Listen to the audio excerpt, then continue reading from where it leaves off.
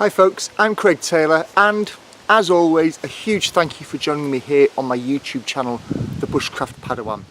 A couple of weeks ago I was tagged in a video by Andy from AMBushcraft and not AMBushcraft, as I can't help but read it whenever I see it written on the screen.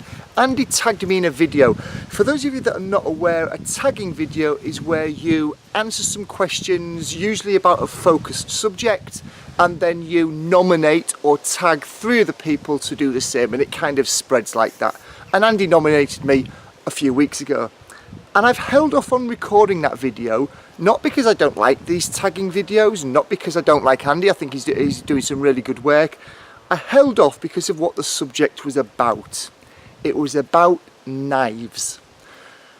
And whilst I understand the interest in knives from a bushcrafting and outdoor perspective, and indeed have that interest, many of the places that I am a member of online, various Facebook groups and things, it seems to be an absolute obsession with some people. And I don't want to comment upon that. What I do want to say is that I don't share that obsession, and I don't want to be kind of exacerbating and fanning the flames of this bushcraft equals knives type perception. What I am going to do in the comment in the description below is I'm going to add in a link to an article that I think anybody involved in bushcrafting and that has a knife, is thinking about getting a knife, should look at and should take a moment to reflect upon themselves. Anyway, that's why I've held off on recording this video, but here it is. I've decided to do it. So why don't we have a look at these 3 questions that I've been asked to answer, and let's take a look at my responses. So the first question is, what is my budget knife? I guess it's what is the cheapest knife that I've got. And there it is there. It's one of the multi-tools from the Gerber range. I'm not sure which one it is. And the reason that this is coming out as my most budget or my cheapest knife is because it was free. It was given to me. Actually, it was swapped with me when I was on exercise not long after joining the army. I went on exercise with some elements of the US airborne divisions, and one of the guys swapped this particular tool with me for an absolute pile of British Army operational ration packs. So that was a nice little prof. I've probably had this since the very, very early 90s, 92 or 93. So because it cost me nothing, that's why I'm nominating this as my most budget or my cheapest knife. The next question that I have to answer is, what is my most carried blade? And here it is. Ta-da! It's exactly the same blade. It's the same blade because I've had it the longest of all of my knives. I've had it since around 1992, 93, and pretty much the entire time that I was in the army, that used to live, when I was in uniform, on my belt. It used to be carried around in that pouch there, and I wore it, I would say, nearly every single working day of my career over 14, 15, 16 years. Hence the reason it's my most carried blade.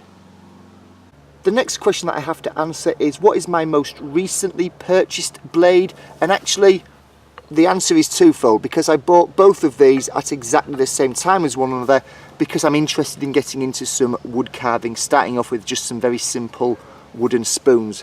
The first is a standard Mora knife. I'm not sure which model this is, to be perfectly honest, but there it is there. That's the first one.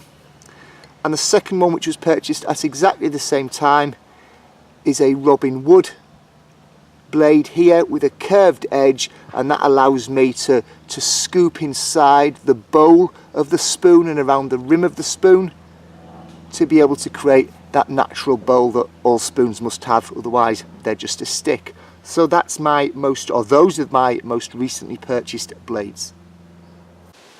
So there we have it. There were my responses to Andy from AMBushcraft's tagged video that he tagged me in. Thanks again, Andy, for bringing me into that, and apologies that there's been something of a delay, but hopefully, like I said at the beginning of the video, you understand why I was trying to wrap my head around it. So now it's my turn to nominate other people, and I'm going to spread my wings a little bit. I've got a few subscribers from around the world, so I want to try and bring them into this. Colin Coker from New Zealand. Thank you for watching my videos, Colin. Thank you for commenting upon them. I really appreciate it. If you'd like to take part in a similar video and share it back amongst your network, I'd love to see that video. Felix Imler from Switzerland, same with you, sir. Thank you once again for coming across my channel, watching and commenting. It's really appreciated. And if you'd like to take part in this tagging video, you know what to do. And finally, Pine Tree Line Outdoors out in Canada. Thank you for subscribing from Canada. I don't know if you're my first subscriber or not, but off the top of my head, I believe you are. So thank you for doing that. I'm actually out in Canada on some business in the middle of September. I don't know if you're anywhere near the Toronto area. But anyway, those are the 3 people that I am nominating to take part in their own tagged version of this video as well. Thank you, as always, for watching. If there's something in this video that made you think or made you smile or made you reflect upon your use of knives, then please do give it a thumbs up. There's a share button below this. You know what to do with it if you think that there are other people in your network that would value from this. And if you're watching this and you're not yet a subscriber, thank you to those of you that are. Just down in this corner of the screen here, there will be a small circular button representing my YouTube channel. If you click on that icon, you'll be able to subscribe. Thank you ever so much for taking the time out of your day for watching, and I'll see you in the next video. Take care.